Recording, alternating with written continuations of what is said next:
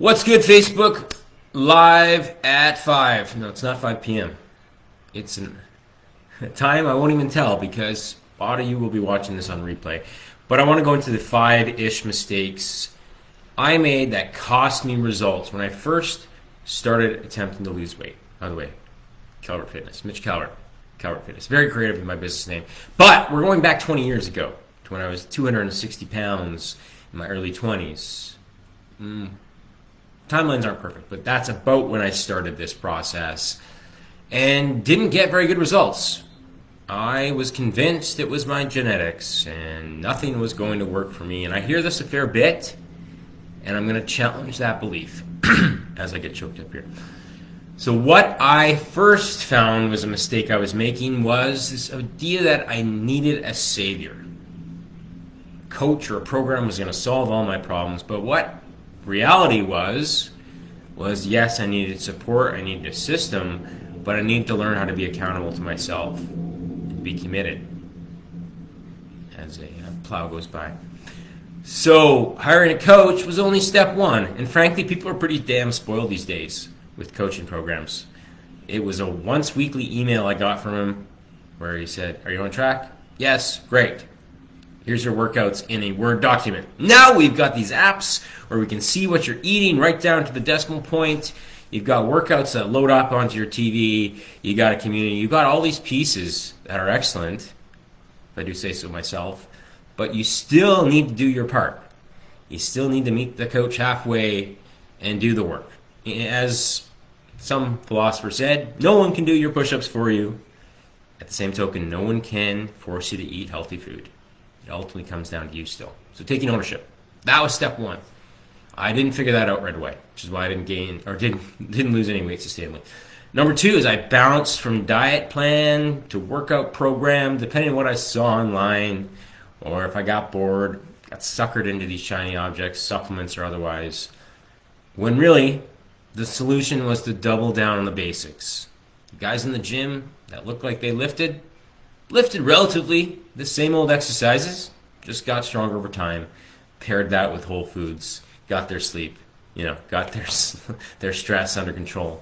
They did all the fundamental stuff that I was overlooking. So that was two. Number three, if you're with me, type live below, or watching a replay, type replay. I want to share these because I think they're super critical. Until you get these right, no diet program, no coach, no training plan is going to have any impact for you, because it all comes down to committing. Yes, a desire to change is step one, but you need a commitment to change too. Ilea, welcome, live. So I had to commit to the process. Whether it was going to be 3 months or 3 years, I was going to see it through. And having to get into that mind space was tough, but also finally let me break through those lulls of gaining, losing every 2 weeks, jumping around from program to program. Okay. So that's kind of number three, is desire to change, sure, but committing to the process no matter what it takes. You can't have one foot out the door. It doesn't work that way. Number four, I define success by the number on the scale instead of measuring backwards to the process. Okay, last week I did 2 workouts. I was on track with my nutrition 4 to 5 days. This week I got all my workouts in. I was 6 out of 7 in nutrition. You see what I'm going with here? Incremental improvements, looking backwards at the process, not just the outcome.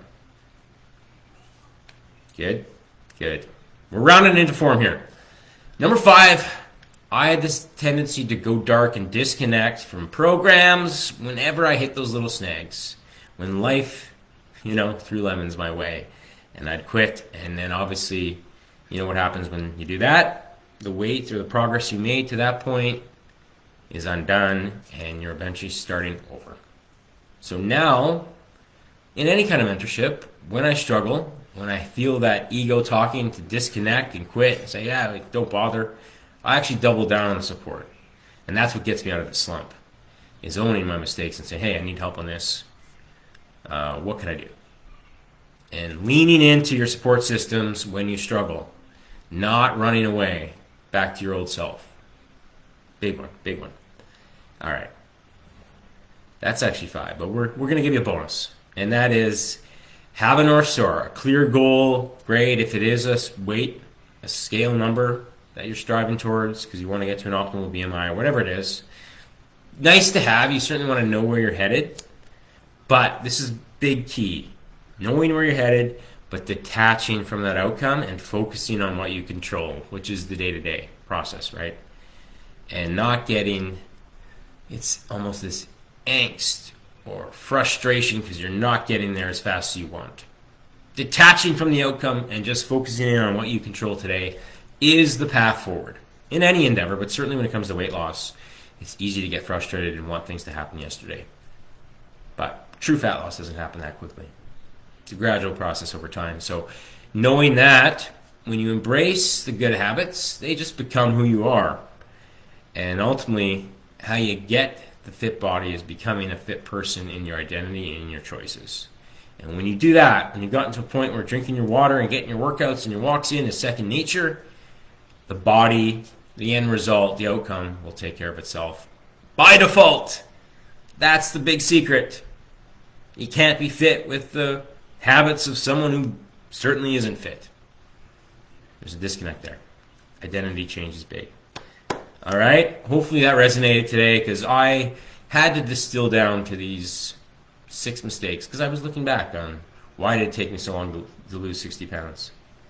Ilea, I'm going to promise to do these every Wednesday. So keep checking in. Wednesday around noonish, depending on my calendar, because I think it's just a different platform to get the message out there. And I think it's important to connect this way. So, to reiterate, don't go in search of a savior. No one can save you, but they can support you and give you the system so that you can save yourself. 2, you can't bounce from program to program, diet to diet. As soon as you hit snags or get bored, the reality is you got to double down on the basics because the basics work best. 3, don't define success by the scale alone. Define success by how you are doing personally day to day, week to week, and making incremental improvements. 4, commit to the process, whether it takes 3 months or 3 years. No turning back. No exit strategy. Burn the boats, right? That whole analogy, super critical. And then that one, if you're in a program, certainly don't disconnect and go dark when you struggle or hit a snag.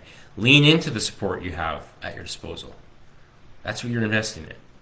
And lastly, have a clear goal in mind, a North Star, but detach from the outcome. Don't put timelines on it. Control what you can, and the outcome will eventually take care of itself. All right? Talk soon. Any questions, certainly let me know. Love to help you out. If you have any thoughts here, we'll talk soon.